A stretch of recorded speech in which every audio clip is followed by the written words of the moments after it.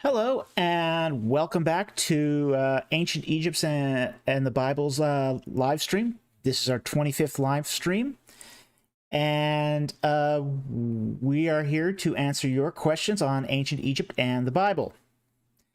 Now, the title of this live stream, The Canonical Age of Levitical Priests, comes from Numbers 8:24, where it talks about those who enter into the service of the Levitical priesthood being age 25, and then in the next verse saying the retirement age is 50. So that's the name of that's where we get the name for tonight's live stream. Now, the live streams are going to be conducted the same way as we always do, which is super chats get priority. But if you're not doing a super chat and still want to ask a question, what we ask you to do is put a Q and a colon in front of the question, so that we know that it's directed to me and not within the live chat. We also ask that you ask the question only once, so I can scan through and see what I've asked, or what I've answered, and what I've not. And finally, we ask if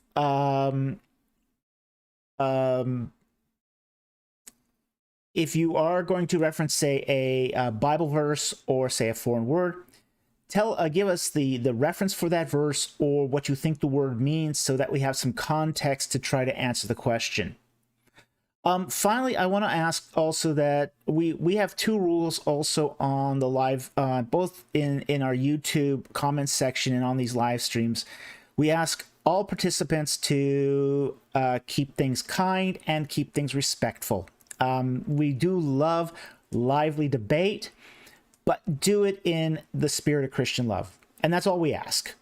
You know, we're not representing any particular, say, political or religious position. However, we do want to make sure that things remain friendly, because we want to remain friends at the end of the day. So with that said, let's get into the questions. Now, I've reserved three non-super chats to begin with, which we're going to answer, and then we're going to get to the super chats, because I want to make sure we do get some non-super chats in too. So the first non-super chat is from Chow Yi.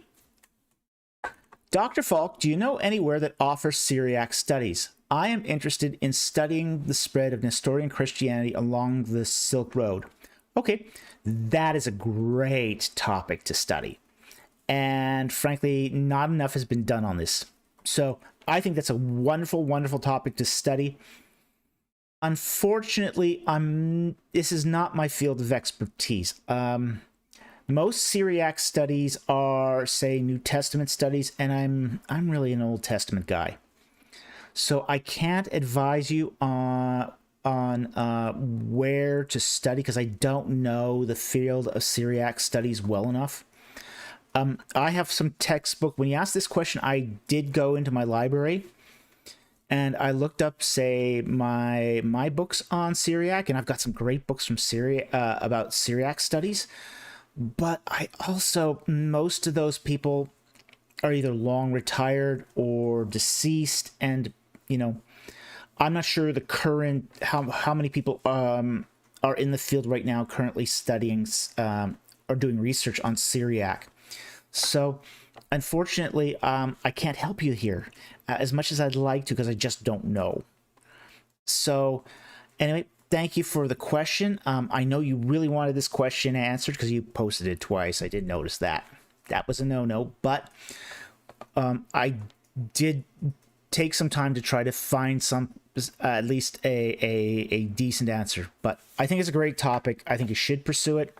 But I can't offer you advice here. You really have to ask someone who's much more familiar with New Testament studies to help you out here. Anyway, thank you very much for the question. Very much appreciate it. Okay, the second question comes from NB. Did the ancient Egyptians believe the Milky Way was the celestial counterpart to the earthly Nile? No, they didn't. But they did believe it was something else.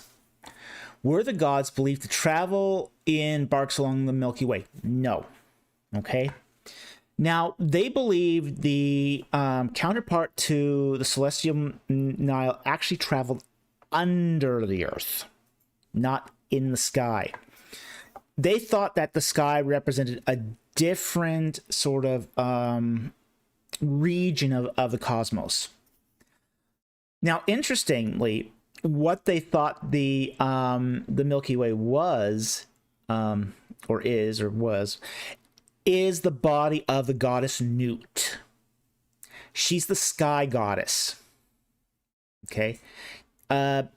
Egyptian cosmology had basically the earth was the earth god Geb. And his consort or wife was the goddess of the sky, Nut. And so they believe that the Milky Way was actually the body of the goddess Nut. So that pretty much explains how, in a nutshell, what they believe that the Milky Way was the body of this goddess. So it's kind of interesting, you ask an Egyptian, well, how do you know your gods exist? Well, look at the Milky Way. There she is, right there. So it's an interesting little aspect to Egyptian religious myth. So anyway, thank you very much for the question. Very much appreciated. So, and the third question I'm going to take, the non-super chat, is what do you think about Titus Kennedy's work on the evidence for the Exodus in his book Unearthing the Bible? Eesh. I don't think Titus Kennedy's work is very good. I have seen enough of Titus Kennedy's work to run shivers down the back of my neck. It's just he comes from a very, very particular perspective. He comes from that sort of Associates for Biblical Research, early Exodus date perspective. My problem with how Titus Kennedy handles archaeological evidence is that he doesn't care about the dates. He just sort of, plucks things in and out of history and says, aha, that's evidence for the Exodus.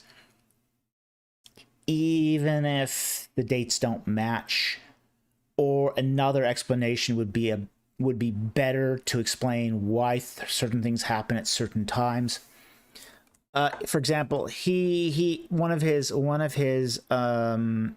ideas is that, say, the papyruses like Nefertiti, Ipuwer, clearly Middle Kingdom papyruses. He ignores all the dating of the language, of the culture, and he late dates them. So they happen around 1400 BC. It's so wrong, it isn't even funny. So I don't have a high opinion of his book. And I don't have a high opinion of his scholarly work. So anyway, thank you very much for the question. Very much appreciated. Now we're going to get to the super chats. Connect. Okay, and hopefully this loads. Alrighty. Awesome. Okay. Our first super chat is from Gizgo SBOL for $5. Thank you very much for the super chat. Thoughts on revisionist claims that the period circa 1100 to 900 BC is overstretched and not enough textual and archaeological material to fill this period. I don't think it's overstretched.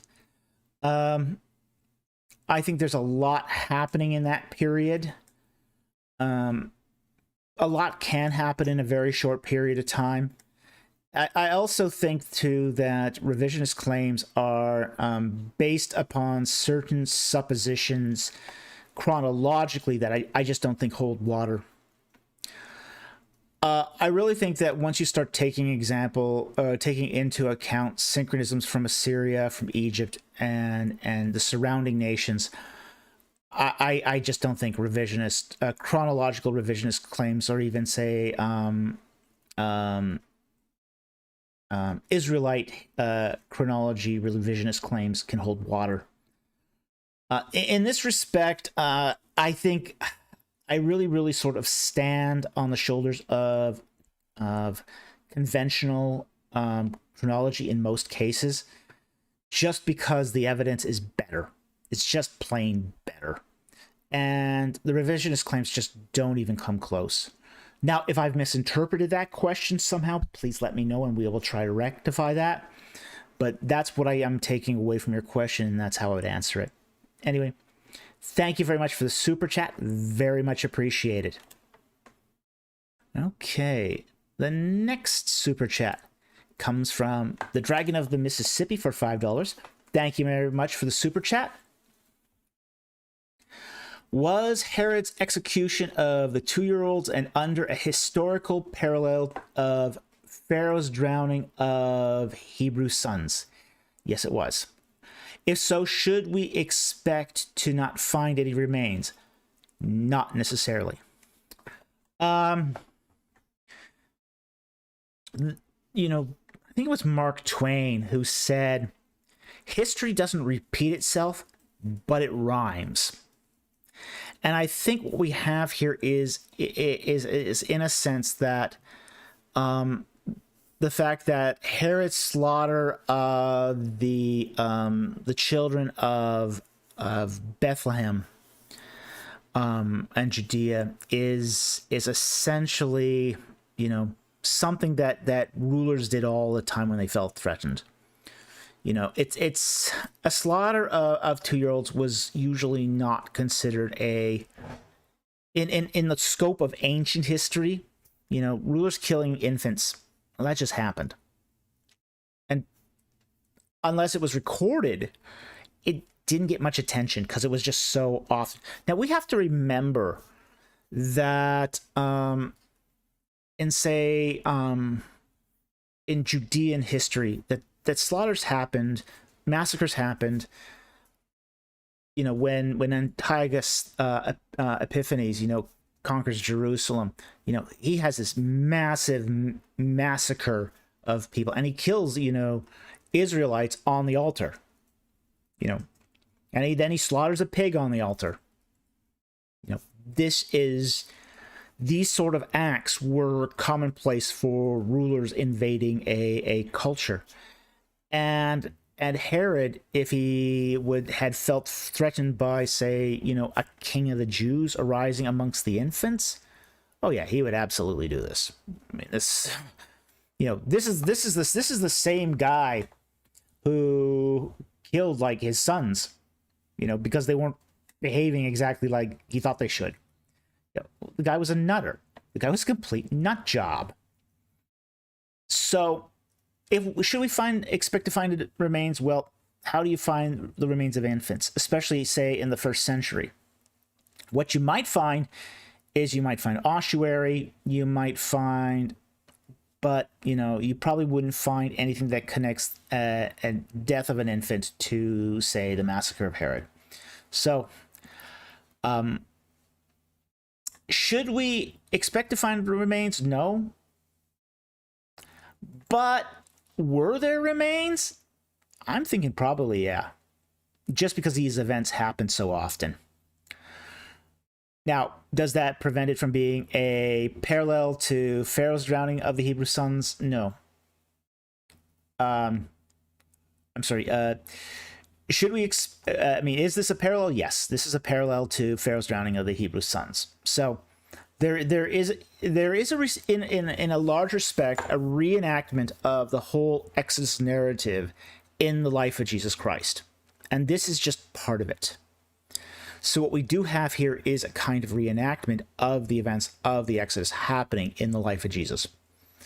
So anyway, I hope that answers your question. Thank you very much for the super chat. Very much appreciated. Okay.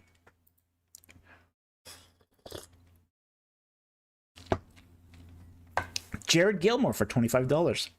Thank you very much for the super chat. Very much appreciated. Very generous. Dragons appear in cultures as widespread as China and the Americas. Did Egyptians have their own dragons? If not, why? If so, do you think this indicates a common origin, cultural trait, or cultural parallel development? Okay. The whole sort of issue with dragons and Egypt is a little complex. Now, the Egyptians had demons that looked what we would classify as a sort of a dragon, essentially a snake with feet and wings. Okay. So the Egyptians did have that. But they were clearly demons. They weren't dragons. They weren't considered to be anything sort of natural. Now, the other thing about, say, Egyptian culture too, is it didn't really need anything like dragons because that role was already fulfilled by other organisms.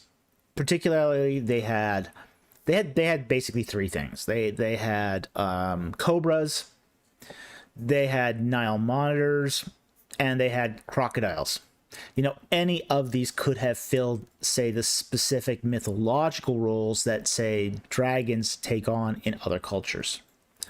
So we don't specifically find a lot of say, cultural evidence for dragons in Egypt, like we find in, say, Babylon, or even in Carthage or in Europe. So the cultural artifacts of dragons aren't in Egypt in the same way as we find them in other cultures.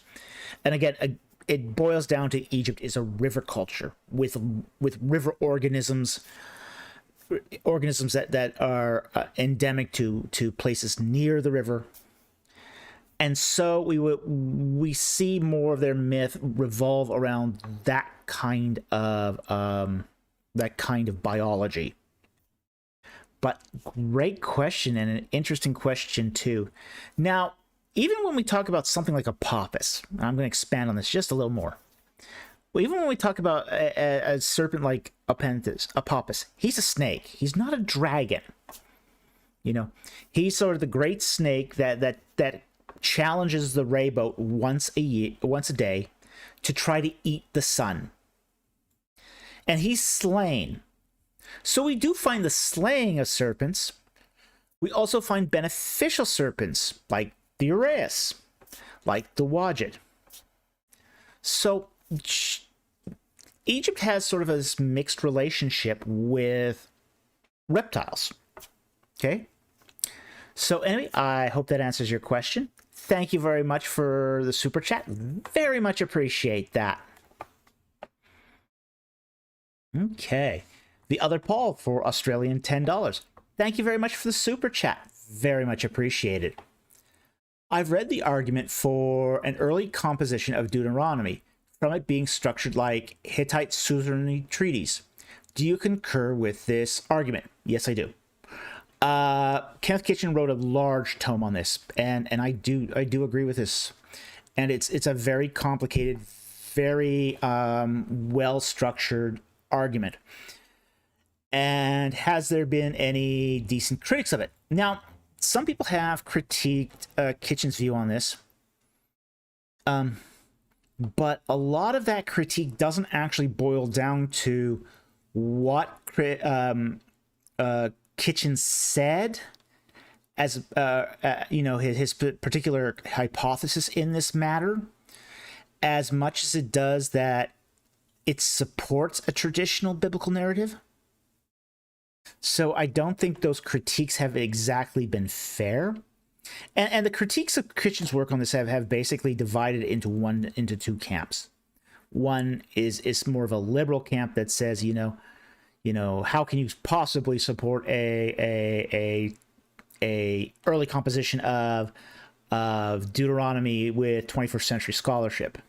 The other camp is, well, Kitchen still sort of supports a 13th century Exodus, so how dare he do that when there's responsible scholars out there like Petrovich, Bryant Wood, and Roger Young, and Scott Stripling. So, criticism of Kitchen tends to divide into more tribes. You got the liberal tribe, and then you got the fundamentalist tribe. So, and in either case, neither one of those tribes is really engaging his argument. And his argument is basically that, when he looks at, say, the structure of Deuteronomy, that structure is very, very similar to the structures we find from Hittite suzerainty treaties. And he basically, what he did was, in his massive book, it's actually a 3-book set, Treaties, Laws, and Covenants, he basically, records every treaty. I think he missed 2 because they were just discovered after publication, but he takes up to the point of the publication every ancient Near Eastern treaty, law code that we have extant, and then tries to analyze them according to their structure.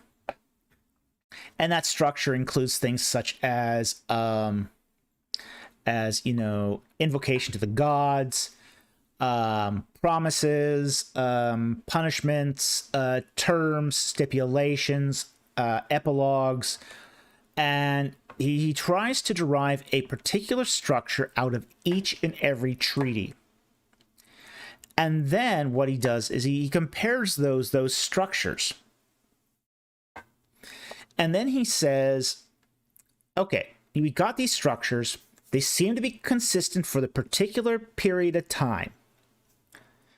What does the structure of Deuteronomy look like? And when he analyzes Deuteronomy, he sees that it fits in with with the treaties that are basically, it's most similar to the Hittite suzerainty treaties. So that's the argument. And frankly, it's just one of many arguments now that exist for the idea of an early composition of, say, the Torah. So, here's the thing. Evidence is mounting. The evidence is mounting. There was a time when scholars almost universally, said that there's no such, the Torah was written as late as Babylon. Well, now it's going the other direction. So, I'm happy to see that, because, I think it's actually engaging the evidence in a serious way. And this is just one aspect of that complete total argument. So anyway, thank you very much for that super chat. Very much appreciated. I hope that answered your question. Okay. Hard-boiled Knight for SGD5. I don't know that currency, but thank you very much for the super chat anyway. Very much appreciate that. Is the name Potiphar anachronistic to the time of Joseph? No, it's not. Also, any link between Potiphar and Potiphar, the father-in-law of Joseph? It's essentially the same name. It is let me try to recall the etymology here. It is something like it's a Ray name, so it ends in Ray. Let me see if I can look that up here very, very quickly, because it is definitely an Egyptian etymology.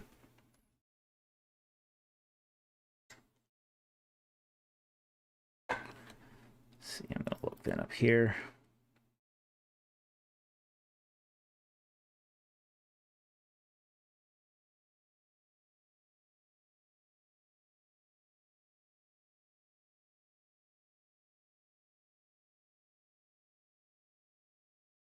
In Hebrew, it's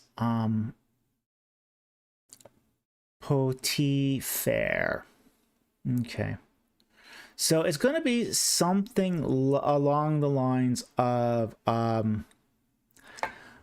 Potiphar, the or his heaven is Re or something like that, if it's Pet, but it is definitely an Egyptian name, you know, and I don't think it's anachronistic at all to the time of Joseph. And Joseph occurs in the second intermediate period, and we do find names like this, Re names, all the way through, you know, going back to the Old Kingdom. So I don't think it's anachronistic. If anything, it's sort of in the middle of the popularity of Re names. And Re names have been popular throughout the at least up until the third intermediate period, and still continue to be popular right until, say, the Christian era. So I don't think this is in any way anachronistic. And it is actually a really good example of an Egyptian name that occurs in the Bible. So anyway, thank you very much for the super chat. Very much appreciated.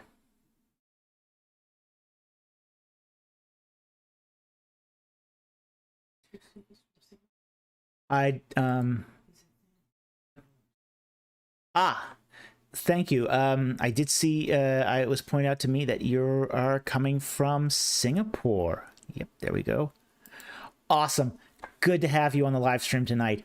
We actually have a lot of people who join us internationally, so it's cool that we get to start seeing, you know, that we are building a network of people across the world who can, who really can start to engage this material and basically tell others about it. We're trying to build a community here. That's what we're trying to do.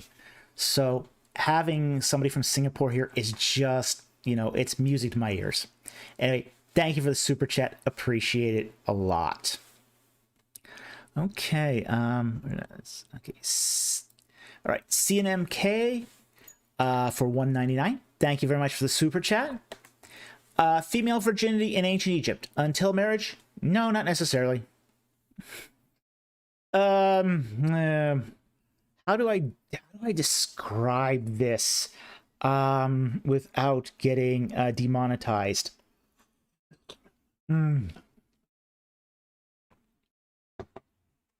Ancient Egyptian culture is a culture very similar to our own, at least sexually. Okay. There was sex before marriage in ancient Egypt. You had prostitution. You had sex out of marriage. You had revolving door marriage and divorce. Female virginity in ancient Egypt did not matter very much, really. You know, it was considered a phase of life, but you know, it didn't have the same stigma it had in Israel.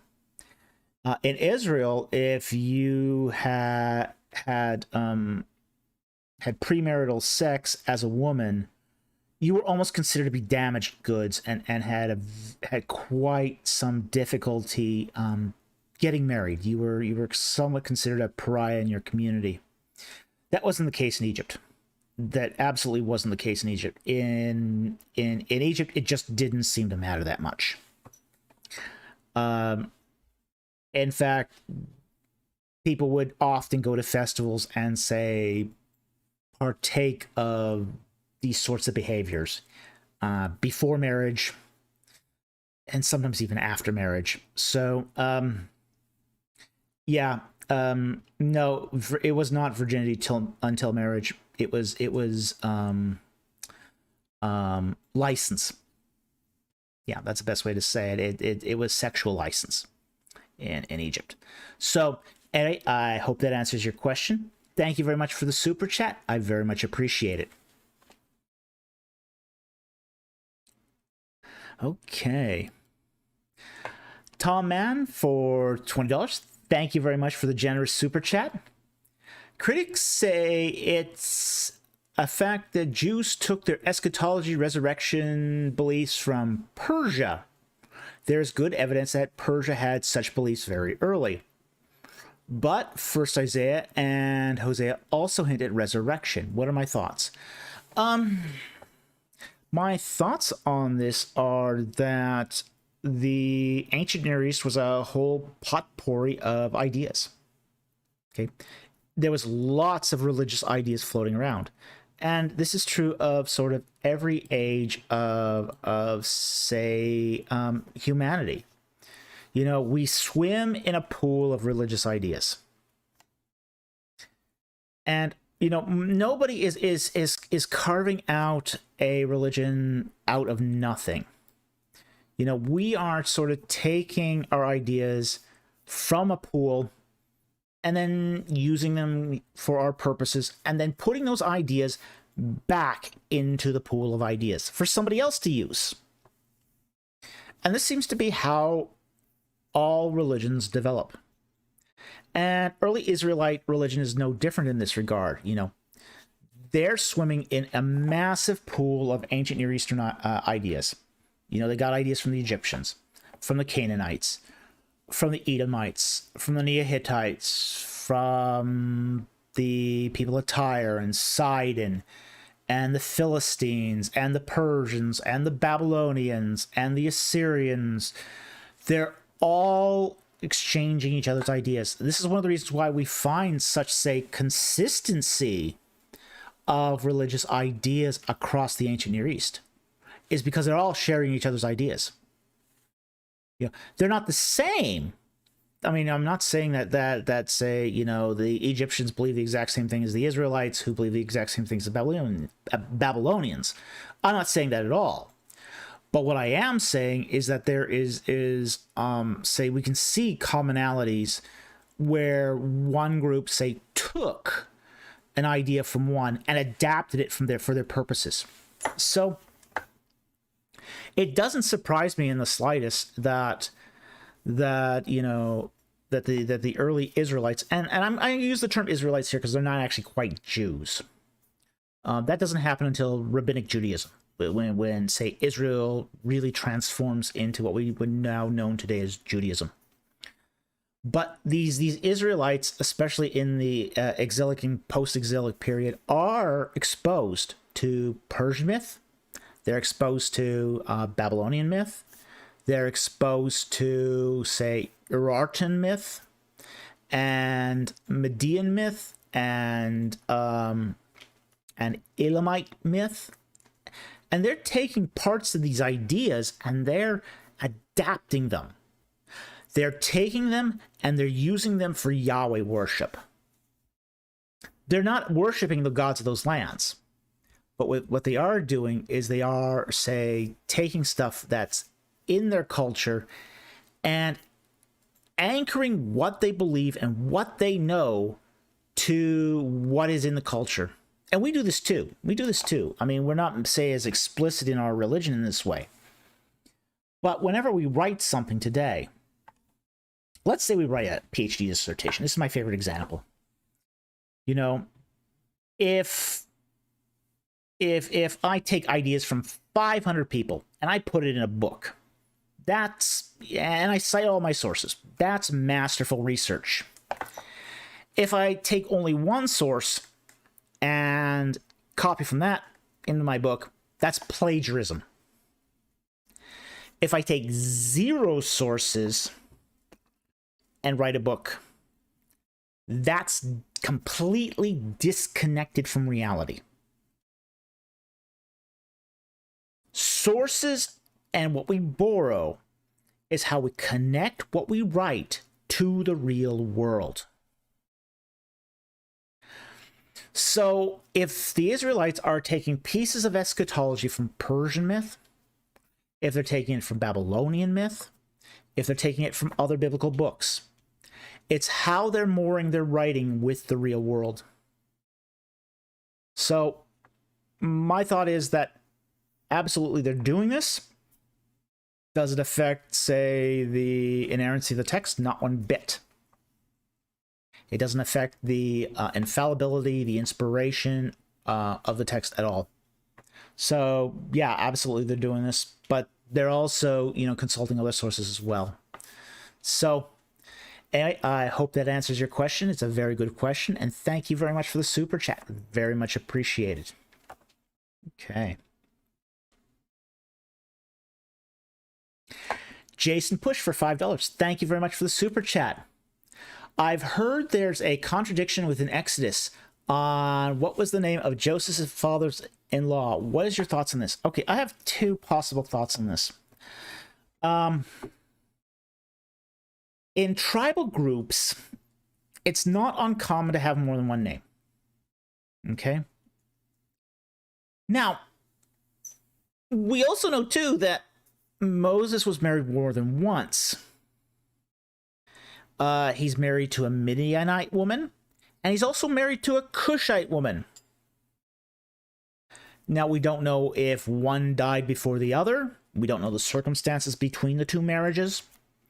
But there does seem that Moses was married more than once. So, so the idea that Moses' father-in-law, Jethro or Ruel, we can't be sure if the two names refer to the same person, which could happen under tribal groups. You know, that's, you know, and interestingly enough, you know, even Moses has multiple names. You know, this is why these don't appear in the biblical text, but he has multiple names. Like, for example, his name, Moshe. Well, in Egyptian, it would have been something more along the lines of Amen Emshe. He's got two different names. He's got a Hebrew name, Moshe, and an Egyptian name, possibly Amen Emshe, Montu Emshe, even maybe, Seth Emshe.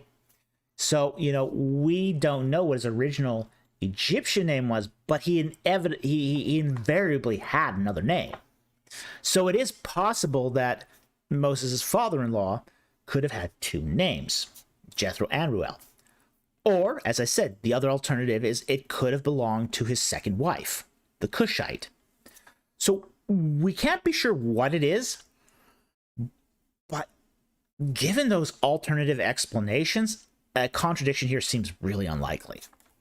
And the problem with an inconsistency is if you have one explanation for why it could be consistent, it's no longer inconsistent. It's now there's a possible explanation for it.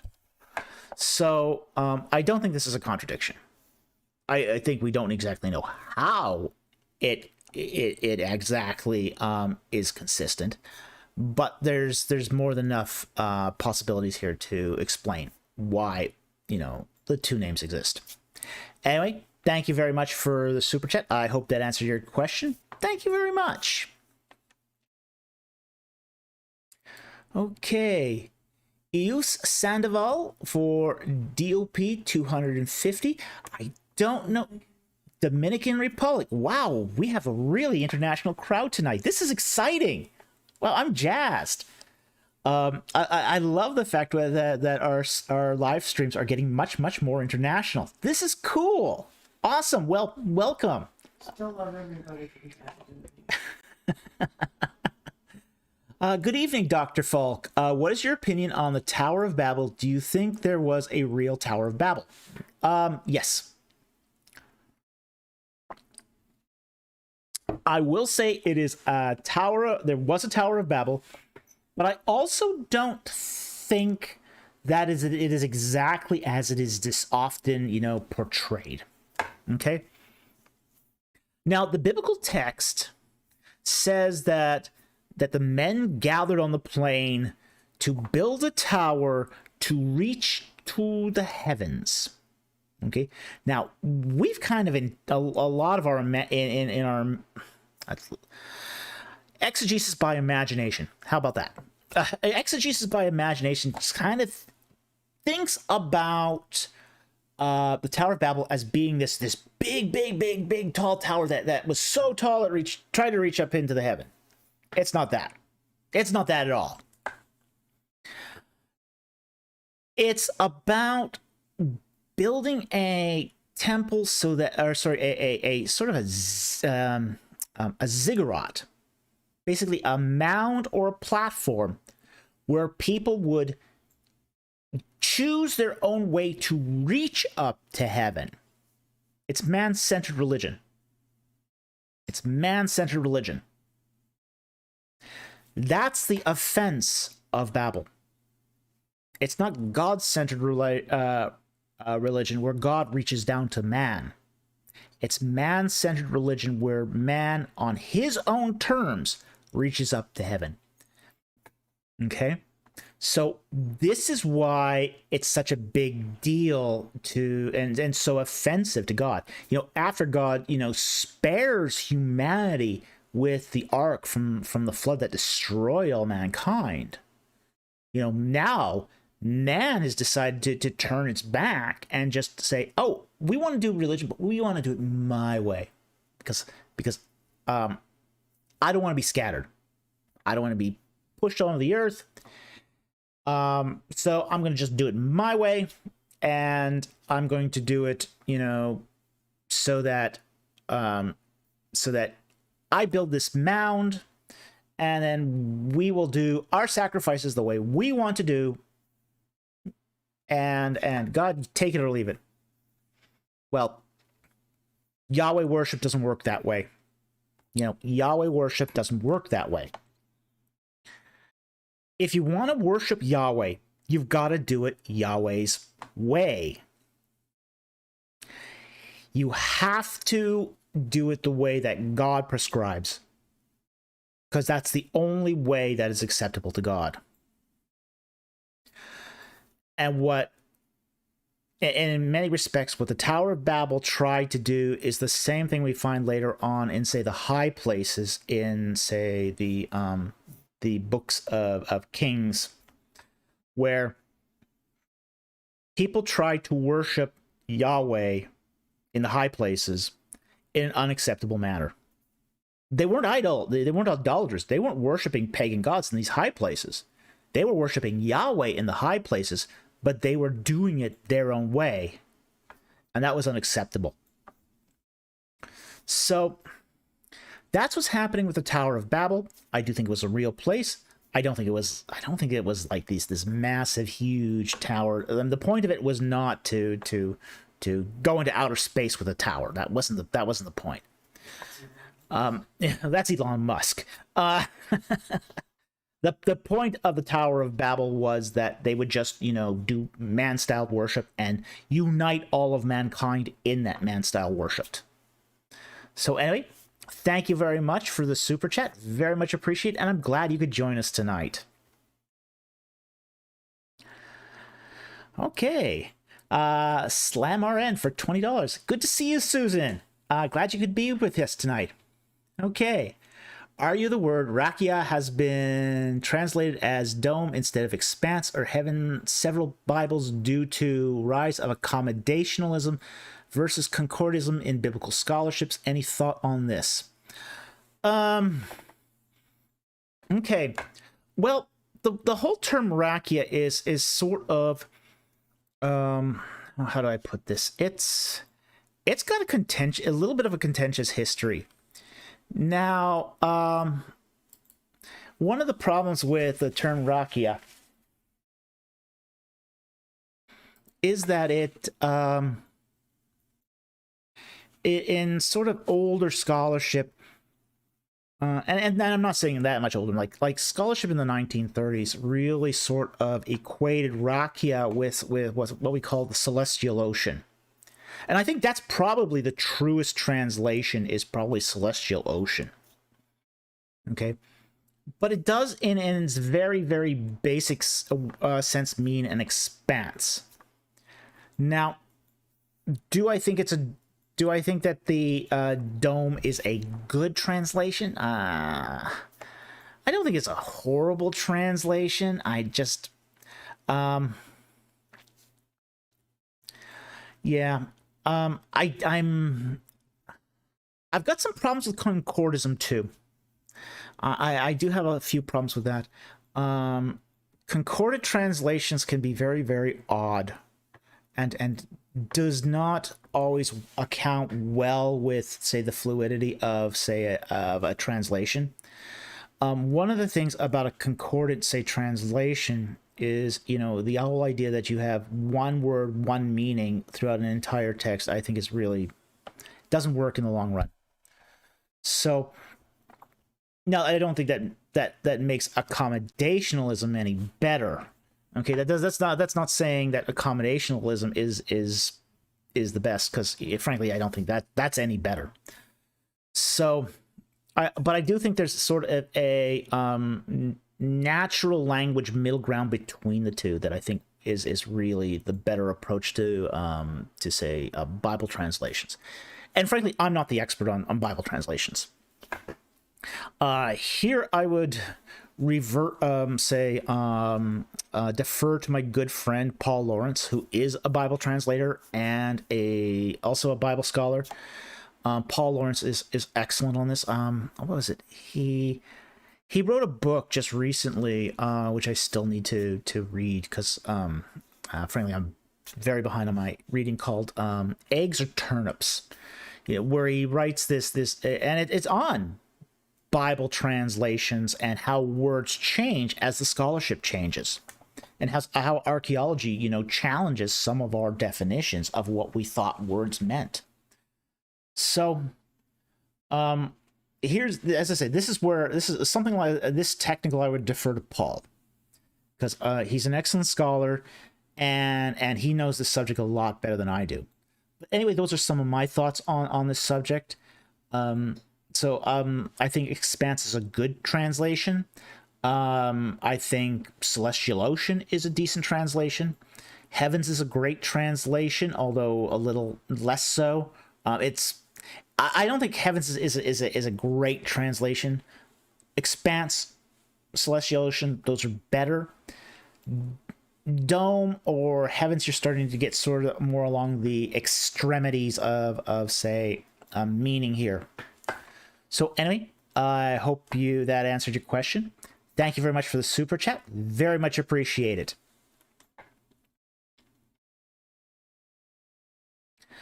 Okay, Sentinel Apologetics for $5 Australian. Thank you very much.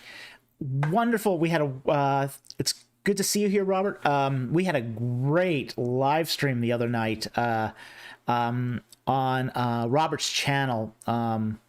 There was a group of, say, atheists who tried to do a review of my popcorn review of Myth Vision's recent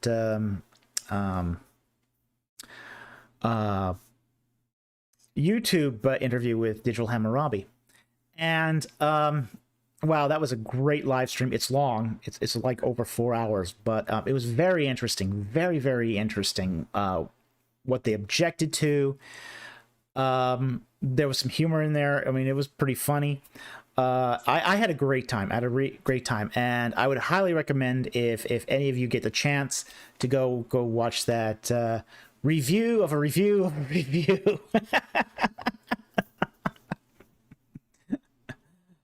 There is a link in the community tabs where you can go see it. So anyway, I highly recommend it.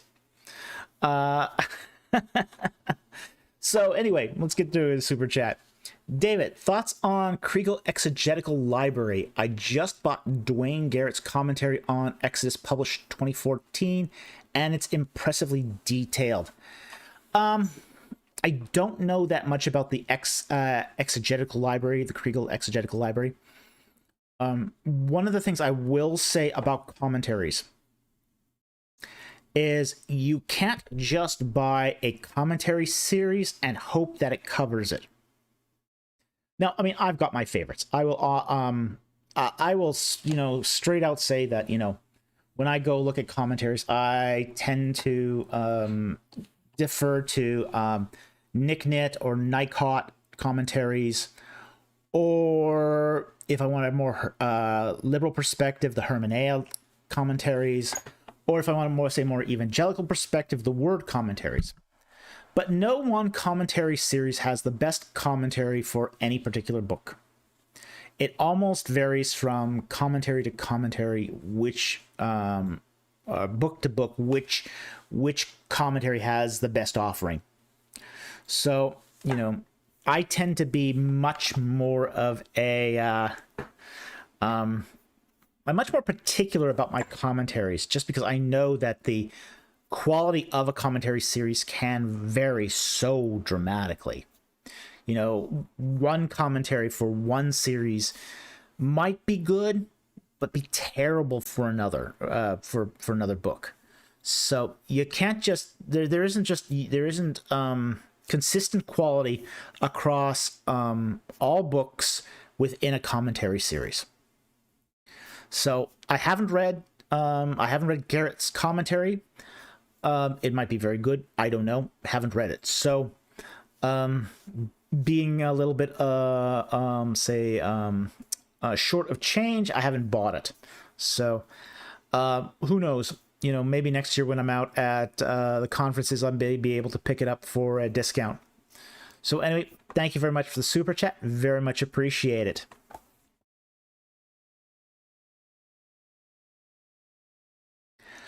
Okay, Devin Canada for $2. Thank you very much for the super chat. Was Genesis 10:11 referring to the Uruk expansion? Well, let's read Genesis 10:11 and find out.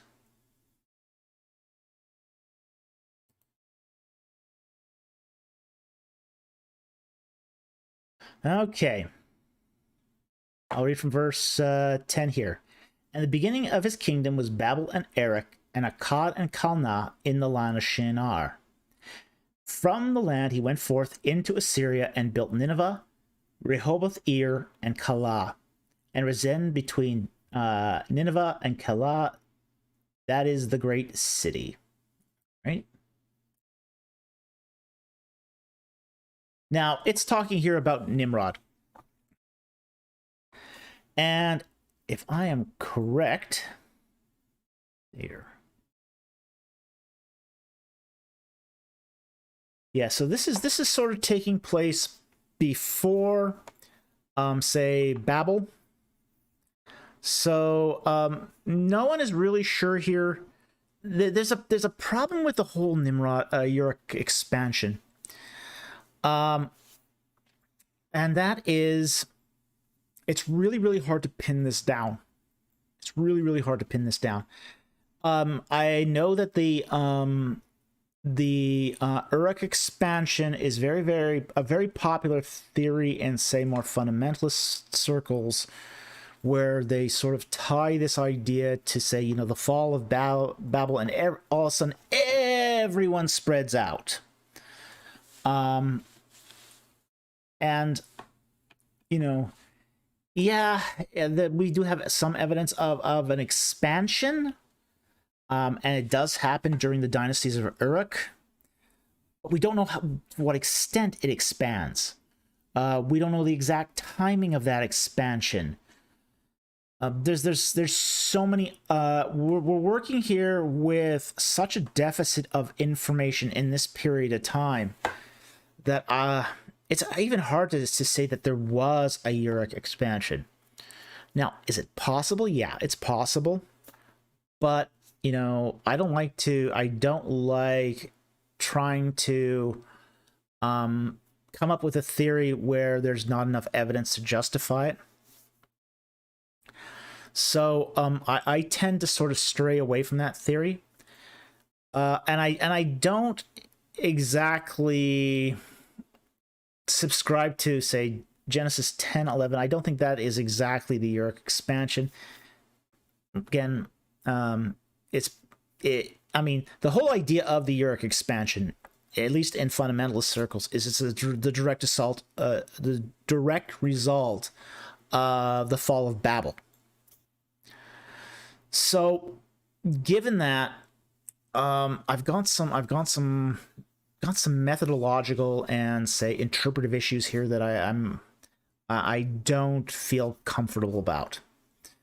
And especially given the fact that this idea is not exactly supported by rigorous scholarship. Like, for example, one of the famous proponents of this is Douglas Petrovich. He's a big proponent of this theory. So I've got a few issues here. I've got a few issues, and I'd like more evidence. I'm the one thing you'll learn about me is I'm all about the evidence. I follow the evidence, and if there's not enough evidence, I don't like going there. And at this point, there's not enough evidence for me to go in that direction. So I hope that answers your question. It's a good question. It's a perfectly legitimate question, and I very much appreciate the question, and I appreciate the super chat, and I hope that answered it. Thank you very much. Okay, Devin Canada at the end for $5. In what ways did Sumerian culture affect the writing of Genesis that may be different than how it is commonly viewed in Sunday school? Wow, you know, that's a really great question. One of the problems with Sumerian culture is it's very, very early. It's very, very early. You know, you're talking about, say, early Bronze Age back in Mesopotamia. Now, by the time Genesis is put to pen, and I'm not saying that the Israelites didn't already have these as Genesis as stories, okay? But when it is actually sort of finalized and it's put to pen, it happened sometime during, I would say, the late Bronze Age. I would say roughly around the same time as, say, the books, the other four books of the Pentateuch were written, or at least the major documents of those four books were written. We do find inclusion of Egyptian vocabulary in Genesis, so that's sort of very telling. And there's even some allusions in Genesis to their exile or their sojourn in Egypt. So the problem then is contemporization of texts. When people start writing things down, they tend to write them down as they know them in the culture in which they're writing them. By the time Genesis rolls around to being written, which is, as I say, roughly late Bronze Age, probably my guess is around, say, the 13th century BC, Sumerian culture is long gone, dead and forgotten. You know, it's not even part of the mix anymore. So when you have a culture here that's separated by 1,000 or more years, and all you have is, say, the oral tradition, it's very difficult for that to be to maintain any sort of affectations of the Sumerian culture. So we don't actually see a lot of, say, Sumerian culture in Genesis, honestly. There might be some sort of vague reference here or there to specific cities in Mesopotamia, like we find in Genesis 10, but really it isn't going to be very much. So anyway, that's probably all we're going to have left of, say, their cultural effects is, say, landmarks, maybe a couple names, but it isn't going to be very much. So anyway, thank you very much for the super chat. Very much appreciated.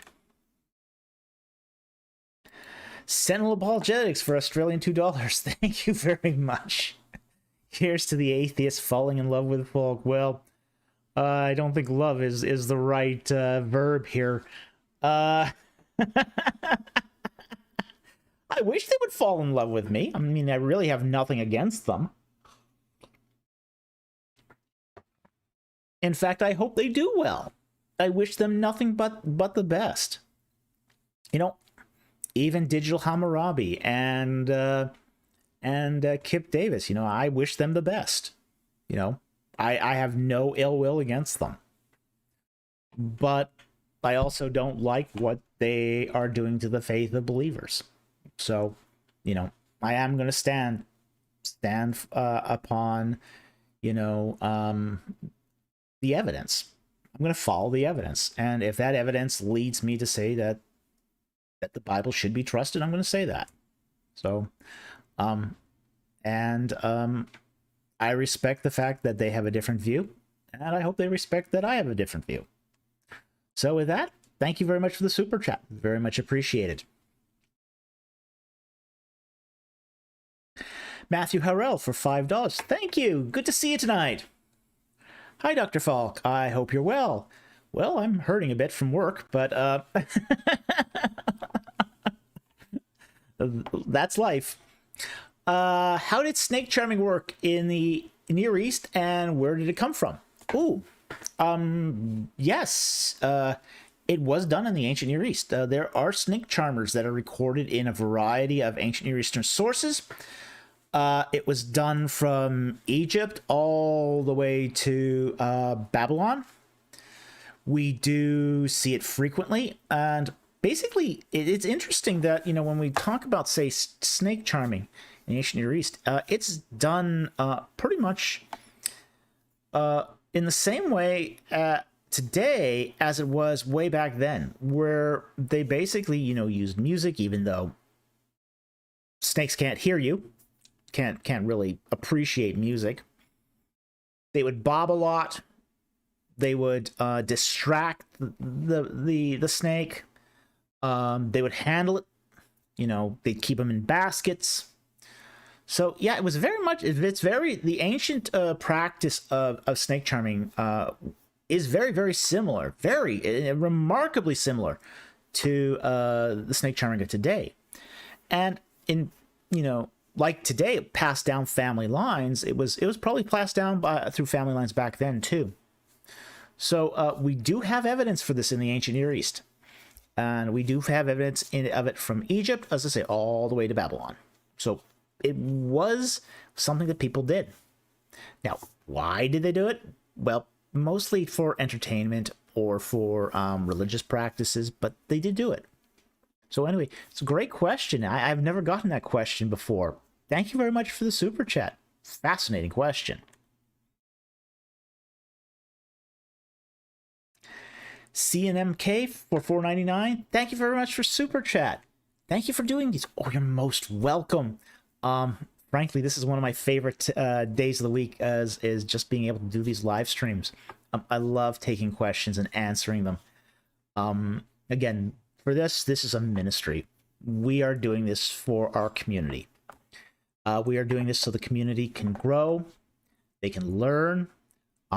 They can get some of the information that I've been wonderfully blessed to have received through my education. So it's a time for me to be able to share and to really sort of give back. So I really much appreciate it, and thank you so much for the super chat. I so appreciate it, and your contributions really, really help us to make this channel better. So I very much appreciate it. Thank you. Senet Apologetics for Australian $2. Atheists after a review of a review of a review. Yeah, they were not very happy after that. I think a lot of them were very embarrassed after that, honestly. That didn't go well for them. And much of the criticism that was directed towards them was, from their own side. So, when that sort of happens, when you get a tribal division like that, that's kind of telling. So, it's not something we planned, but, it is something that happened, and kind of like Tower of Babel, their language was confused. So, very much appreciate the super chat. As I said, as I recommend people go watch that review of a review of a review on Senet Apologetics channel. It is fascinating to watch. Okay, Tom Man for $10. Thank you very much for the super chat. Very much appreciate it. Thanks for your answer. You're most welcome. Was it common for ancient Near Eastern civs to have eschatologies? Well, an eschatology is really a view of what comes after, essentially, and it sort of breaks down into a kind of two categories, and if I remember this right, you have personal eschatology, And then you have there's another term for this, but it's more of a it's not I think it's cosmological eschatology is the other category. And personal eschatology is what happens to you when you die. It's the belief of what happens life after death. You know, you're dead. Now you're going to either heaven, hell, Valhalla, Sheol. That's the idea of a personal eschatology. Now, the other eschatology is what happens at the end of days, you know, at the end of all the time. So the question goes on. I know the Norse had one, but that's far removed. Well, you know, it's the same impulses. Do pre-exilic Hebrew texts have any eschatology? I don't know my Bible that well. Disappointed. Oh, well. Well, first of all, let me encourage you to still read your Bible. Even if you don't know it that well, read it, because, you know, just getting into the practice of reading your Bible will make you more familiar with your Bible. And that alone is well worth doing just by itself. You know, as much as a channel like this can help you know your Bible better, there's still no substitute for reading it yourself. So I highly encourage you to still read it, even if you don't know it that well. Now, did pre-exilic Hebrew texts have eschatology? Yes, absolutely, they did have eschatology. We see it at the end of the book of Daniel. That's post-exilic, pre-exilic. We do see some pre-exilic eschatology in, say, the establishment of Sheol. We do see it in Ecclesiastes, where, you know, what happens to the soul. You know, the soul of man returns to the Father.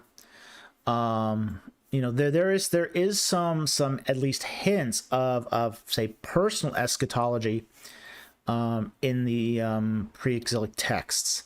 Now, when it comes to, say, you know, final eschatology, that's what it was called, final eschatology. When it comes to final eschatology, we do see hints in the pre-exilic, but it tends to be more in the post-exilic text that where we start seeing this. We do see it in some of, say, prophetic texts where we see, say, final eschatology, like in the books of Ezekiel and in Isaiah we see it. So, yeah, we do find, say, personal and final eschatologies in say both pre-exilic and post-exilic Hebrew texts. So it is one of those things we find in both. As I say, though, you do find less of, say, the personal eschatology before the exile, and a lot more afterwards, but it's still there. There's still hints to it. So anyway, I hope that answers your question. Thank you very much for the super chat. Very much appreciated. Okay. Okay. RG Strategy for $5. Thank you very much, and good to see you tonight. Thoughts on the discovery of the tomb of Ramses II's treasure that was announced not that long ago? Ooh. I'm still waiting to see some pictures. I've seen a few pictures. The tomb looks like it's in very good shape. Much of the paint is still intact. I've only seen about 3 pictures of it. Apparently the mummy was still there, from what I've heard, but I haven't had that yet confirmed. How much of the burial goods remained? Unknown. There's a lot of unanswered questions on that. But from what I've heard, the tomb and the paint is in excellent condition.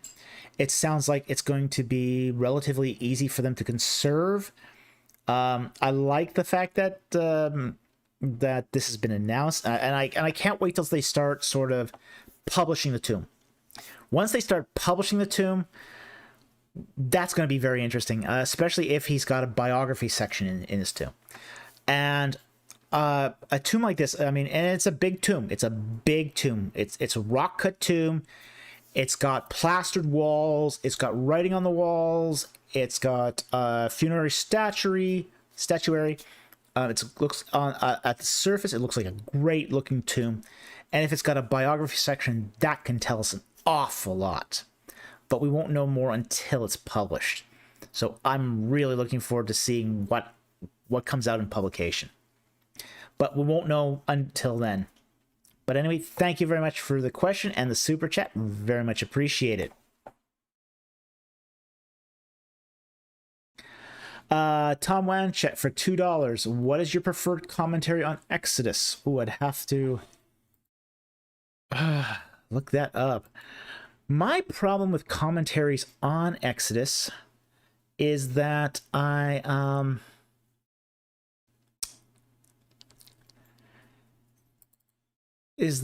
tend to use more peer-reviewed journals than I actually use commentaries. So I will try to get you a recommendation for a commentary here. Let's see here if I can find it.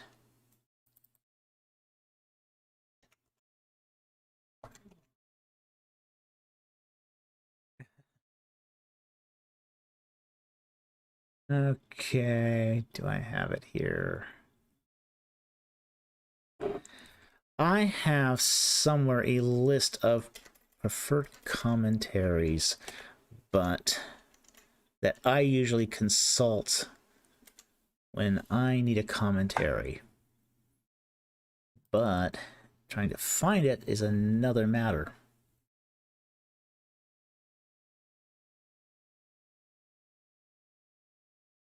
Let me see if I can find it, and if I can't, I'll just have to defer the question or post it.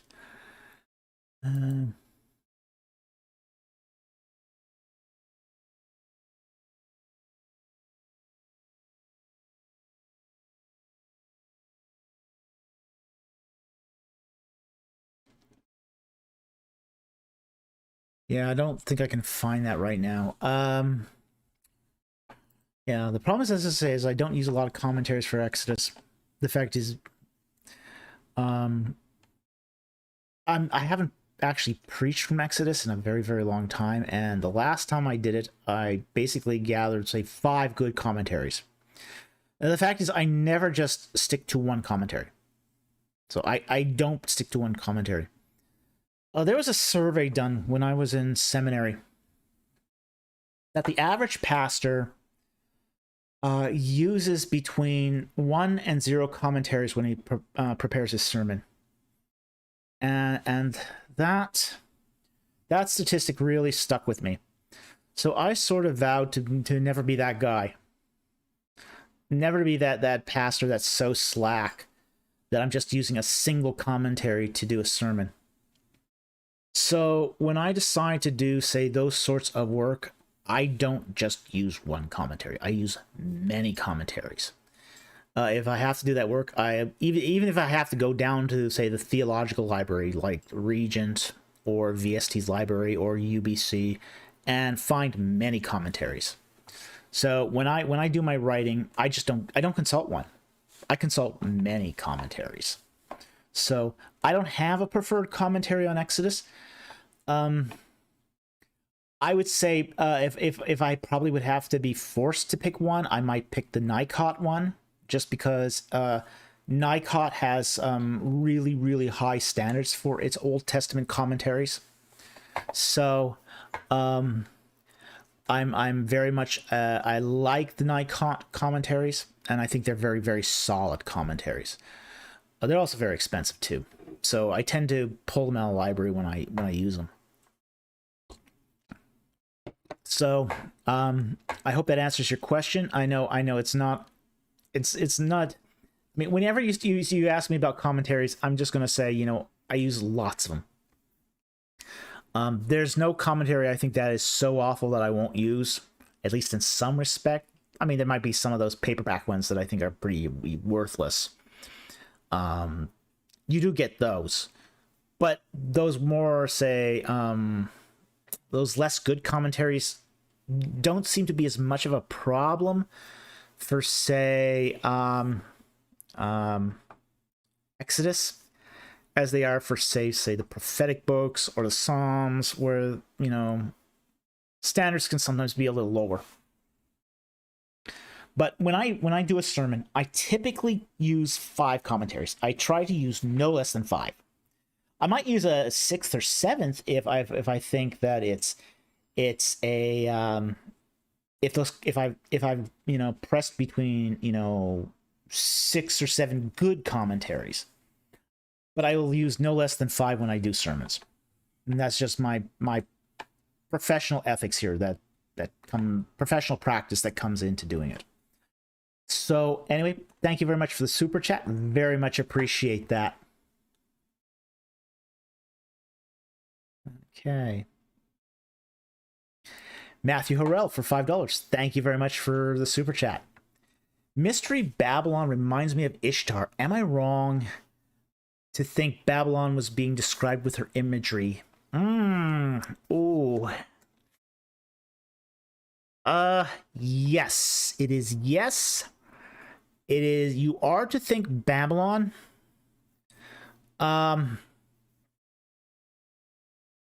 But you're also supposed to think something else too. You also are supposed to think the Great Harlot. Okay. Now, I wish you had posted because you've alluded to something in the Bible. I kind of wish you had posted a Bible passage that I could look this up. I do actually, when you do request something like this, let's see here. See if we can find it. Just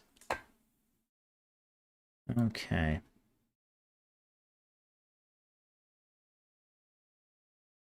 See if I can find it elsewhere here.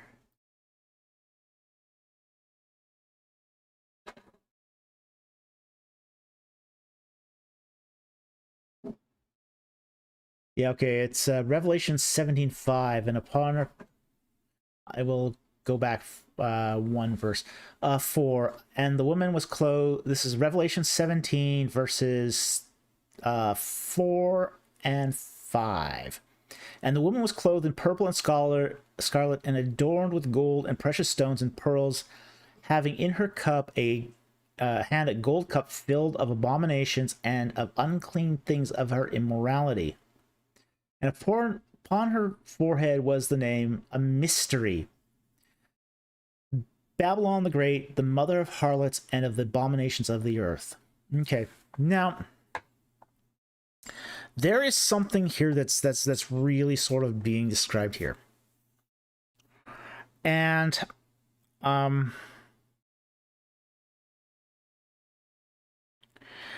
to sort of understand this, we almost need to talk about, say, the mystery of the ecclesia, the mystery of the church. When, say, the apostles, especially the Apostle Paul, talks about the church, he talks about it as a mysterion, a mystery. Now, the mystery, this is not a mystery as in who was the murderer on the Orient Express. It's not that kind of mystery. It's more along the lines of a paradox or something wondrous to behold. So that's what's meant here by mystery.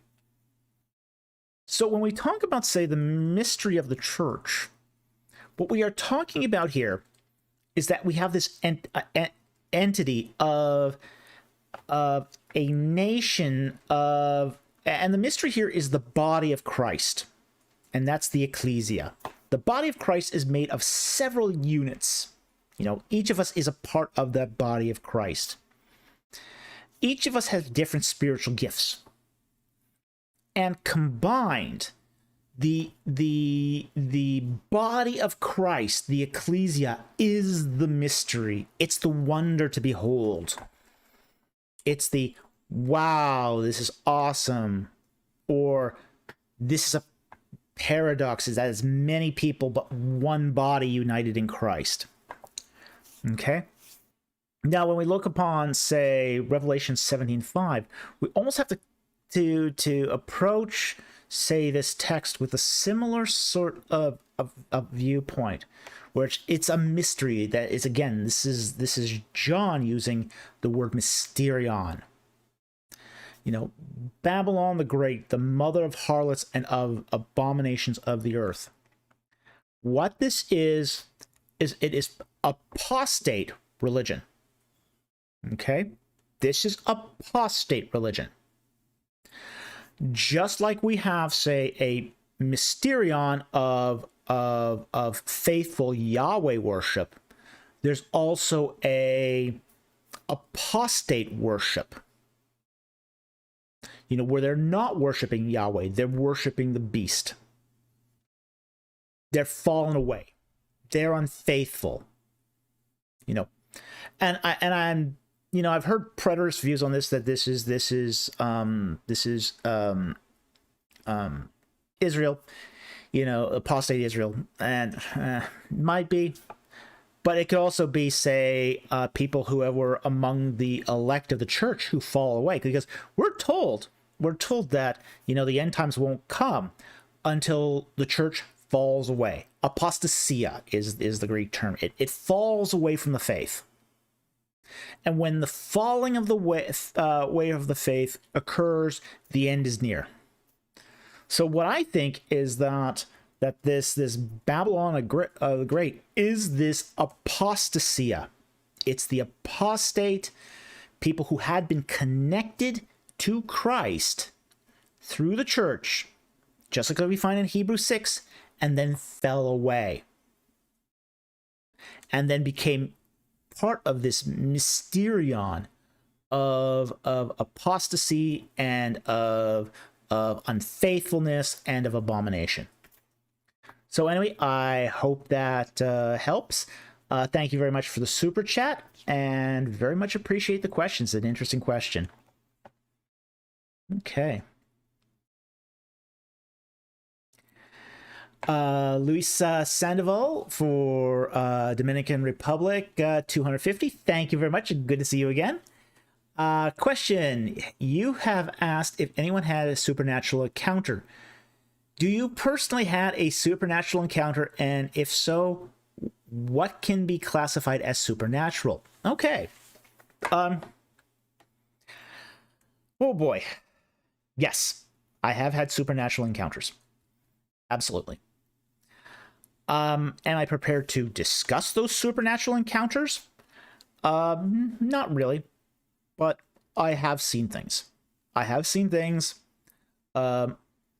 My supernatural encounters are not so much, say, dreams or along that line, but I have seen entities. Okay? I have seen spirit beings. Okay. So I'm going to leave it at that. I'm going to leave it at that for now. But yes, I have had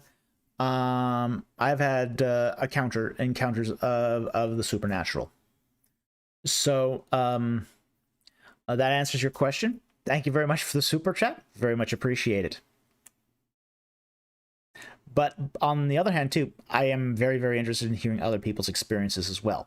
So if you do have an experience and feel comfortable sharing it, please do include that in the community tab.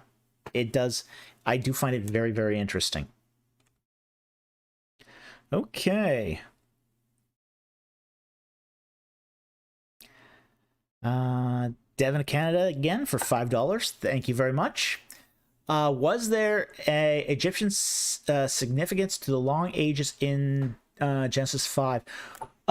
We do find long ages being referred to in, say, some of the king's lists, where, say, in the earliest dynasties, the Egyptians thought that their earliest rulers were the gods. Re is given an age of 50,000 years. I believe Horus is given an age of, say, I don't know if it's 25,000 or 50,000, but we also see even Seth is given a reign of, say, extended long periods of time. So we do find that, but those numbers are a little different than what we find in Genesis 5. Now, I think the significance of the long ages in Genesis 5 isn't actually ages of individuals.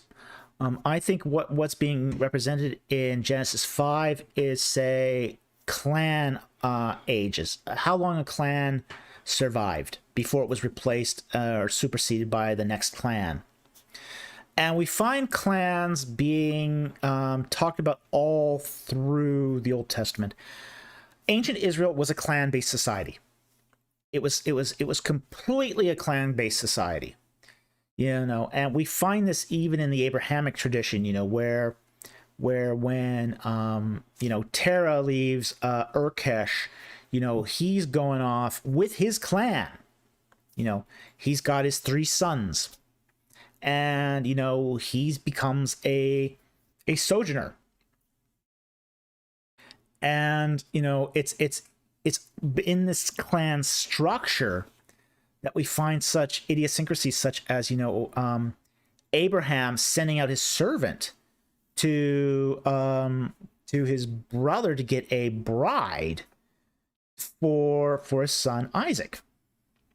So we do see a lot of clan identity in Genesis. I mean, it's inescapable. So, given how much clan structures, and we should define a clan. A clan is a family unit of 4 generations, and the lifespan of the clan basically is as long as you maintain that sort of close-knit family structure of 4 generations. It's only until you start seeing a clan split that a new clan is born as such. So I think what we're seeing in Genesis 5 is, say, the birth of clans. And we see this also in Genesis 11 as well. And we can get more into this detail. I mean, I talk about this extensively in my videos. Even how even the whole structure of, say, Genesis 5, where it's the father lived X number of years and he begat a son and then lived X more years. That begatting of the son doesn't exactly correlate to how long the parent lived before spawning the clan. And we know this by the final verse in Genesis 5 and Genesis 11. Genesis 11 is structured almost exact same way as Genesis 5. Where you have, say, honorific transposition of, say, the clan initiator more or less being transposed into the firstborn of the parent. Like, for example, in Genesis 5, you have Shem, Ham, and Japheth.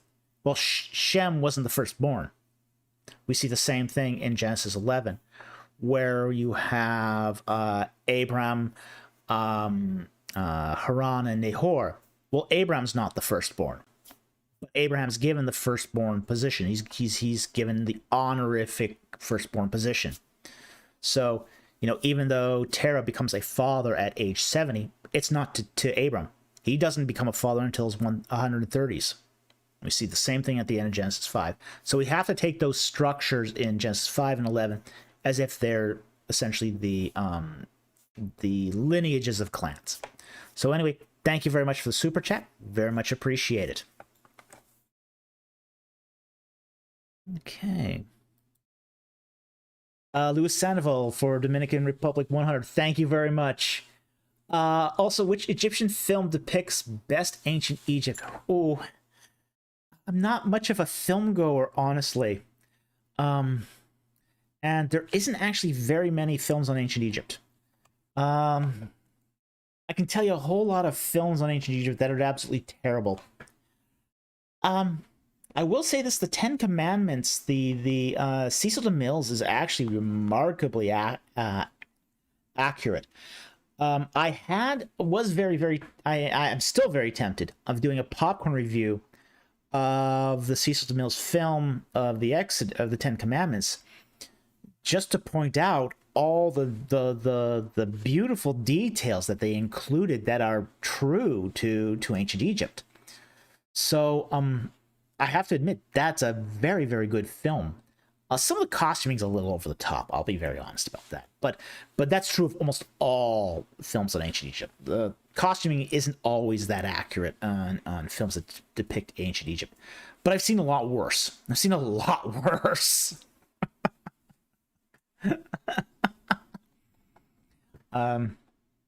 So I don't have a recommendation for a best film on ancient Egypt.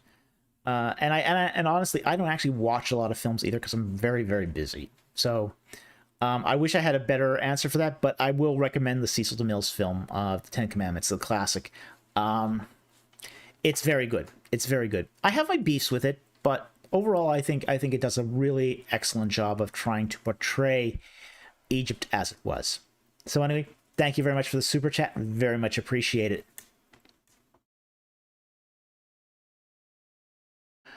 Okay, Sean Horton for $10.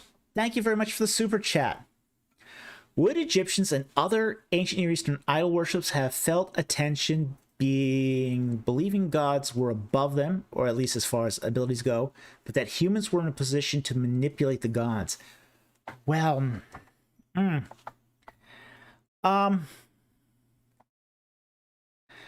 you have to kind of understand what the idea of being a god was in the ancient Near East. Gods in the ancient Near East were in one place at one time. So, they didn't always believe that the gods were overhead watching. I mean, Nut was always overhead, but, she was way up there. She was so separate. She was separated by Shu or the air that she never came down. So it's not like they ever felt that sort of tension that they were being watched, or that the gods were above and yet they were still being manipulated. No, they thought that the gods were basically spirits that came and go at will. And to manipulate them, they would have to trap them in the idol. And then once they were in the idol, they could then, manipulate them because they're not somewhere else. They're not somewhere else. They're not causing trouble elsewhere. So they got them trapped in this idol. Now they can either extort them or please them. And depending on which culture you were in, was more or less how you approach that. Now, in the case of ancient Egypt, Egyptians tried to please their gods. Frankly, part of it comes down to the way that Egyptians viewed the nature of divinity, which was as a dualism. Every god in ancient Egypt had a good side and a bad side. And if you didn't treat your god right, he would get angry with you. And then he would smite you. Gods in ancient Egypt were very vindictive. They were very, very vindictive. So Egyptians didn't mess around with their deities. They did not mess around with their deities. They treated their deities with respect. You do have to give that to the Egyptians, is they understood the idea that a badly treated god, a god where you introduced defilement into their temple, that you didn't give them the right offerings, was a dangerous entity. So they got that. They understood that.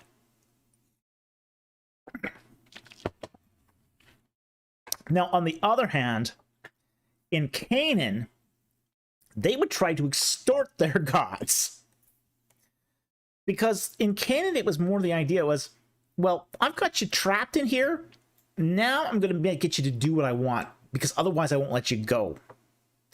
So in that respect, Canaanites were much more irreverent towards their gods. They had Canaanites had no concept of, or as I say, not as strong a concept of sacred space as, say, the Egyptians. And the Egyptians, the household gods had a sacred place where they were a little shrine where they put them on. Whereas in Canaan, any dusty shelf, you could put your gods up there and it's okay. Because it didn't matter to them. It didn't matter to them. These were tools of extortion. So, so wasn't quite the same sort of idea of what a god could do what the implications were for being irreverent. So, this is something that just varied between cultures. Now, on the other hand, too, that's also an oversimplification in the respect that, Canaanites could also, be very reverent towards their gods and worship him as being the image of a god that came in and they're trying to please. So they did have that aspect too, but they did both. So anyway, very interesting question. Thank you very much for the super chat. Very much appreciated. Sentinel Apologetics for $5 Australian. Thank you very much. A pastor only uses one commentary? If that. I'm only a layman, but I still consult 10 commentaries. Good for you. Baker Hermania Anchor Yale. When I write studies on Mark. Yes, absolutely. Consult several commentaries. And I would say, too, consult commentaries that have a good command of the language. What they call exegetical commentaries. Now, you got two kinds of commentaries. Actually, you got three kinds, but there's a historical commentary, which really talks about the history of how a particular book is interpreted, passage by passage. Historical commentaries are great for doing historical analysis, but don't actually have a lot of worth outside of that. You have a what's called sometimes called an English Bible commentary, or say a popular commentary. These commentaries will not use, say, Greek or Hebrew in their commentaries, and are generally meant for more of the layman. Then you got the exegetical commentaries, and these are, say, the really solid commentaries. They do talk about the languages in the commentary. They often will have the best scholarship. So, this is one of the reasons why it's also so important for a pastor to know Greek and Hebrew. Because the best commentaries that are available also make reference to Hebrew and Greek. And you can't really get the most out of those commentaries without knowing the languages. Now, that's not to say you can't get something good out of them. Absolutely, you can get something good out of them. I mean, Hermania is an excellent commentary. It's an excellent liberal commentary, but it is an excellent commentary. So I do think that you can get something out of an exegetical commentary. But it's unfortunate sign of our times that most pastors don't use any commentaries at all when they write a sermon. And most sermons today aren't even expository commentaries. Expository sermons. They're not going through a text verse by verse, explaining each verse, and then, interpreting it and then applying it. They're not explaining the passage. Most sermons today are topical. And the unfortunate thing about topical sermons is it tends to be a lot more of what the pastor wants to communicate than what the Holy Spirit wants to communicate through the text. And that's why I think it is so very important to do expository preaching. Because you have to be able to... this is almost going to sound silly in some respects, or even rudimentary. But we believe that the Holy Spirit, that all Scripture is God-breathed. Well, how do you communicate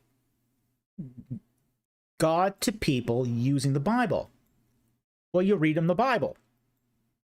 You read the text. You explain the text. You interpret the text. You apply the text.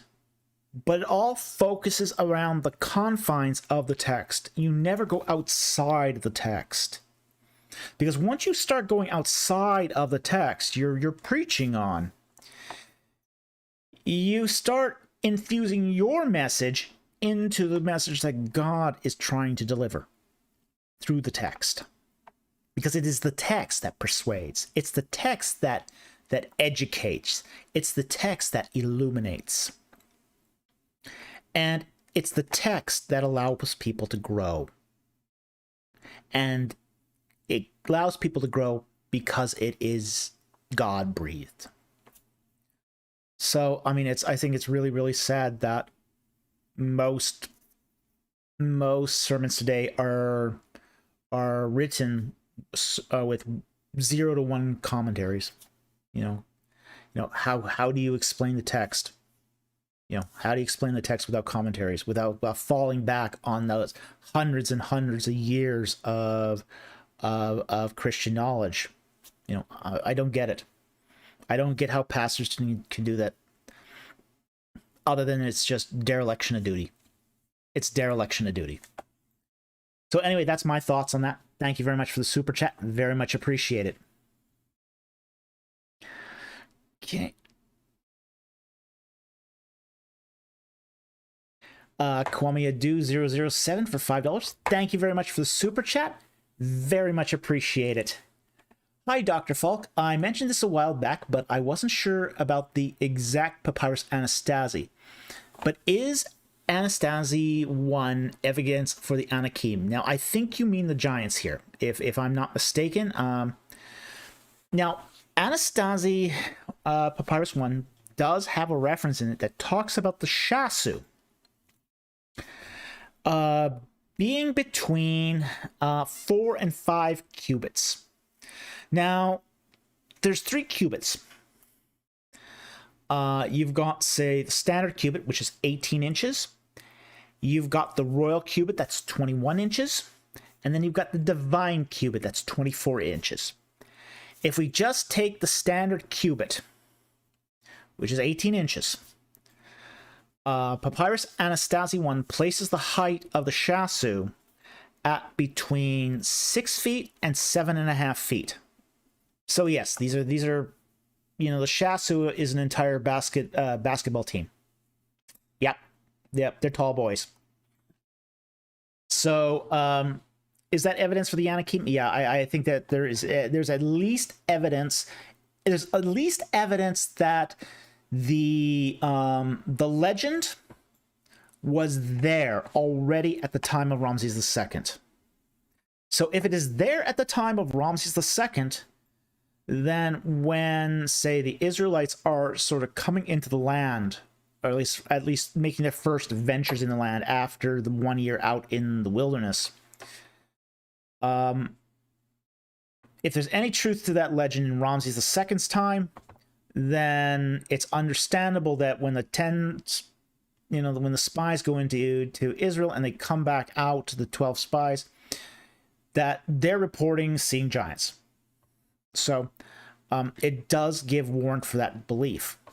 So it's interesting now that we have 2 sources now that are roughly contemporary, and contemporary within, say, a generation, that are sort of mentioning that there's these tall people living in the land of Canaan. Now, the Shasu, they're living down south. They're in sort of the more southern regions. They're in the area of Mount Seir and Edom. But, they're going to be the Israelites are going to be passing through that land as they go into Canaan. So, that's something that they're going to have to engage as they go in. So,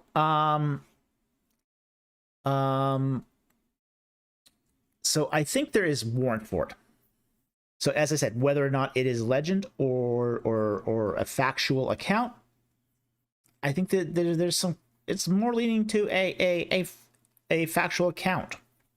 So anyway, thank you very much for the super chat. Very much appreciated. Okay. Matthew Harrell for $5. Thank you very much for the super chat. Last question of the night. Did Egypt have a similar concept of ghosts as the ancient Near East? Oh yeah. Oh, yes, they did. If not, what was the concept? Good night, everyone. Yes, they absolutely had the Egyptians absolutely believed in ghosts. Absolutely. They believed that spirits were all around them. So I think that that's a very, very interesting. They believed in all sorts of spirits, though. I mean, it's not just ghosts. They believed in gods, of course, but minor gods, minor spirits, demons. I mean, they had a very, very phenomenological existence. They believed they had one foot in this world and one foot in the other. And one sleep on the banana peel and their spirit themselves. So, they did very much believe about, spectral visitations, the whole idea that a ghost could visit them in the night. They believed that ghosts could enter your dreams and, give you signs and portents. So, yeah, there's actually a lot of talk of being visited by the dead in Egyptian literature. So, we do see this, and it's fairly frequent in ancient Egyptian culture. So, anyway, thank you very much for the super chat. Very much appreciated. Okay. Matthew Harrell, $2. Missed question on Bible errors. Okay, let me see if I can find that. Let's see here.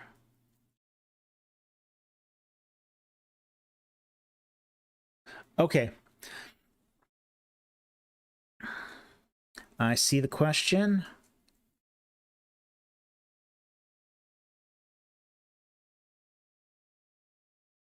Yeah, it did not come through. So, it did not get. So we will just do this.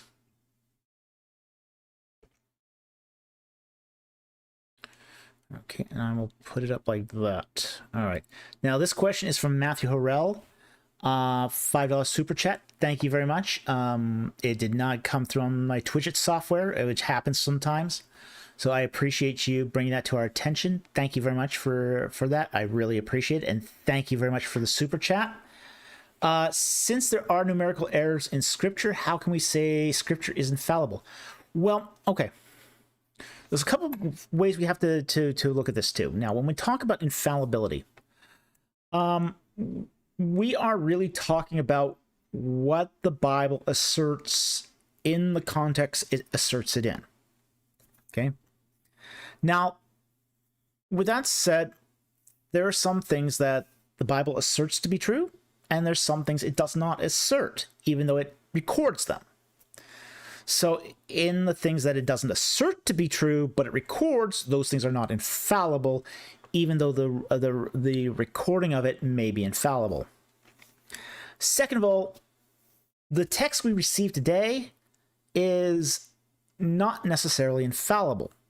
What's infallible is the autographs, the original writings. So we do have evidence that of several text variations of many passages. Most of these are just say writings of what's called now spelling mistakes, differences in spelling, that sort of thing.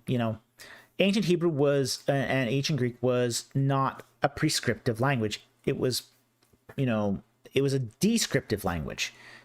People did have various spellings of words. The other thing is the fact of what do we mean by numerical error? Now, in the case of numerical error, it means that something was factually wrong. But we also know too that, say, for example, let's take, for example, ancient Hebrew, where it talks, we do know that they have a broader semantic range for numbers than we appreciate. Like, for example, we know that 40 can be used as a euphemism. So, or not a euphemism, an idiom meaning an extended long time. So when we take, for example, say numbers of, say, the population of the census in Exodus and Numbers, we also have to take it too in its historical context, which is that almost, I mean, there's a lot of documents from the ancient Near East where numbers are inflated, and we don't know why. We don't know why this is, but we know they did it.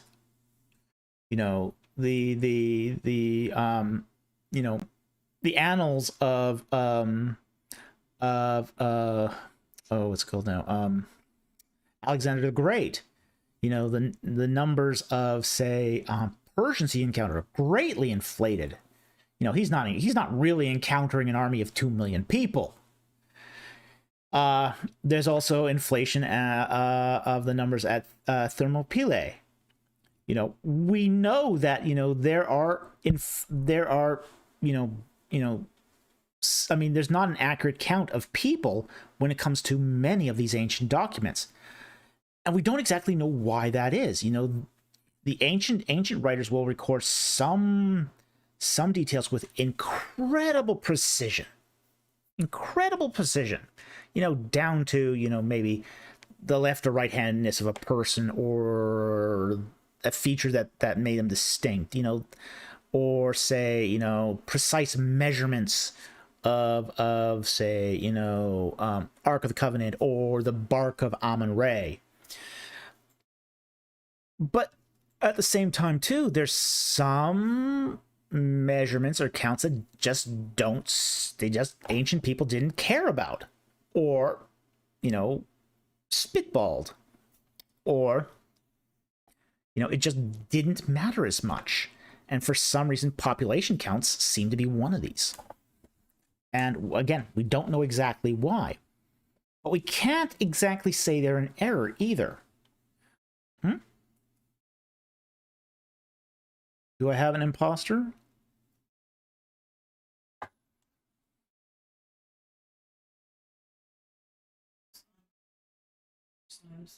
Ancient Egypt in the Bible. Is there a numerical? No, that's me. That's me. I had to copy it. No, I had to. This is Matthew Harrell's question, because it didn't copy over into widget. He had paid for super chat. Okay, so it's not an imposter. So not, yeah, this is not an imposter. This is Matthew Harrell. Yes, he alerted us to, this is what happened. Matthew Harrell alerted to us that we missed one of his super chats, and that happens with the software we use. Okay, so we always try to make good on super chats. So the easiest way for me to do this was, I mean, I could take a snapshot, you know, take out 3-4 minutes to copy it over, but it's easier for me just to sort of copy the super chat and just post it myself. So that's what's going on here. There's no imposter. You know, we're good. I did this on purpose. This is me. Okay. Okay. Okay. So I was almost at the end of the question anyway, so this is good. So this is fine. So there are since there are numerical errors in the scripture, how can we say, okay, so again, to recap, we don't know we do know that this happened frequently in ancient sources, where people would count population numbers and it just doesn't seem to reflect real population sizes. We don't know why they did it. We don't know what it means. We're still trying to figure it out. This is an area of ongoing scholarship. So this is one of those areas where we just sort of have to admit ignorance. But because it is such a frequent and widespread practice in the ancient Near East, it does seem to be intentional. It does seem to be intentional. And if it is intentional, you know, scripture can still be infallible, even if the numbers don't match what we, you know, 2,500 years later, you know, 3,000 years later would expect. And that's part of that is because we are bringing our own presuppositions and contexts to this, and part of it too is the fact that, you know, when we read the Bible, we're not reading it out of the lens of, say, an ancient reader. We're reading it using the lens of people who are basically enculturated in science, engineering, and accounting. And that's going to skew our perception of the texts too. So anyway, I hope that answers your question. I very much appreciate the super chat. And again, thank you for alerting us that we missed the question, because we don't want to do that. So anyway, thank you very much. And thank you for the super chat. Okay.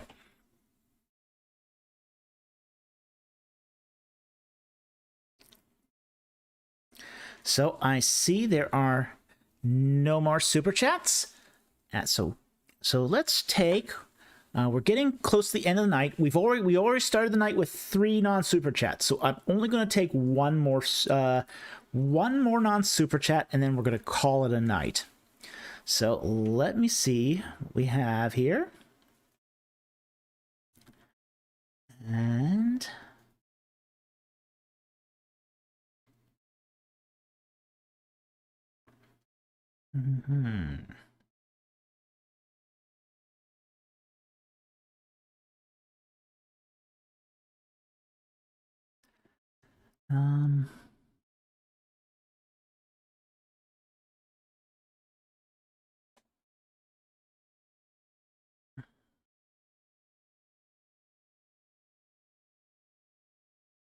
well, that's an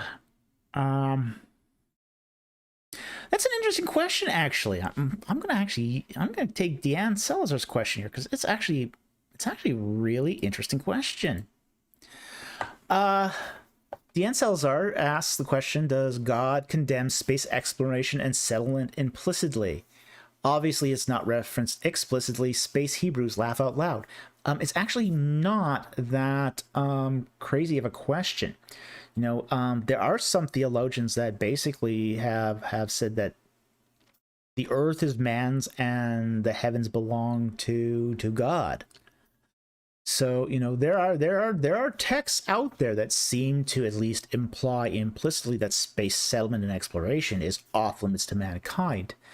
Now, there's also, say, the counter argument to this, which is it's not for us right now, or it is for us now, which is more along the lines of, well, okay, yeah, Bronze Age man couldn't even make it to the stars even if he wanted to, so it's not for him right now. But in our age, where we have rockets and space shuttles and maybe in the future starships, it could be for us then. You know, reserves for us at that time. So I don't think there's a sweeping prohibition against space exploration or settlement. I also don't think it's going to be easy either, because the fact is that one of the things we are discovering as we do exoplanet research is how unique planet Earth is. There's not a lot of planet Earths out there. In fact, I think something like 10,000 exoplanets have now been discovered. And it's like something like about 20 or 30 of them are actually even close to what they call the Goldilocks region for human habitation. And when they talk about close, what they're meaning is like minus 30, you know, Celsius, you know, either minus 30 or like 50 degrees Celsius, you know, not exactly, these are not exactly vacation spots. So, I don't think they're honestly. I take the side of that space exploration and settlement is not condemned, but I also think that there's a little bit of insight there that it's not an easy road either. That we're not going to go to the stars, if ever, in a way that's practical. So I think that's more of what's going on here. But yeah, theologians have thought about this. Many theologians have thought about this, and it is a very interesting question. So anyway, thank you for that question. A very interesting question. Now, since that was kind of a fun one, I will take one more just because I feel like it. See if I want to take somebody else other than Deanne, because he has a dozen questions in here.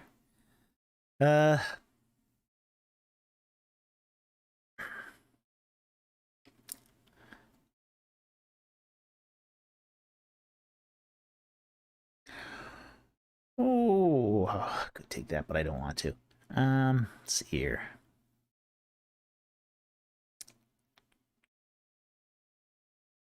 Okay.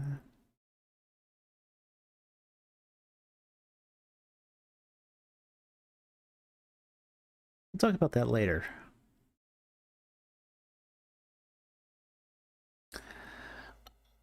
I'll take this one from 501 Mobius. And this will be the last question of the night.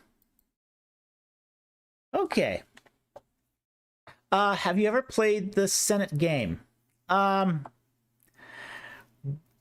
that's a yes or no question. Here's the thing about Senet. We have got lots of examples of Senet boards from ancient Egypt, but nobody left us the rule book.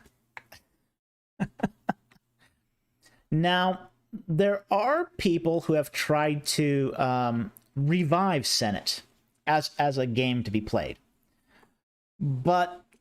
and they tried to come up with the rules, or at least what they think is coherent rules. And you'll sometimes hear people, well, this has been passed down for millennia. Well, it hasn't. The rules for Senet really were sort of reintroduced in the 1950s when some enthusiasts who wanted to revive the game sort of came up with their own set of rules. Those rules don't actually have any basis in Egyptian literature or Egyptian writings. They're just sort of a set of rules that people sort of intuitively guessed. So I haven't played Senet, at least not according to those rules. But I've seen I know people who play Senet. I know that they are still making Senet boards. You can actually get Senet boards today, but it doesn't have any similarity to ancient Egyptian Senet, except for the board and the pieces itself. We don't know. So anyway, thank you very much for that question. Very interesting. And that is going to be the final question for the night. And we are going to call it a night there. So anyway, I want to thank everyone who joined us tonight. As usual, it was a great set of questions. We had a wonderful international audience to come and join us tonight. It really pleases me to see that this little channel is starting to have widespread appeal and reach. I want to thank all our subscribers. I want to thank our Patreon supporters who really help us to do this. I want to thank everyone who gave us a super chat tonight. Those super chats really help ends meet as we try to bring this content to you. And with that said, thank you very much for joining us, and I wish you all a good night, and I'll see you next time on Ancient Egypt and the Bible.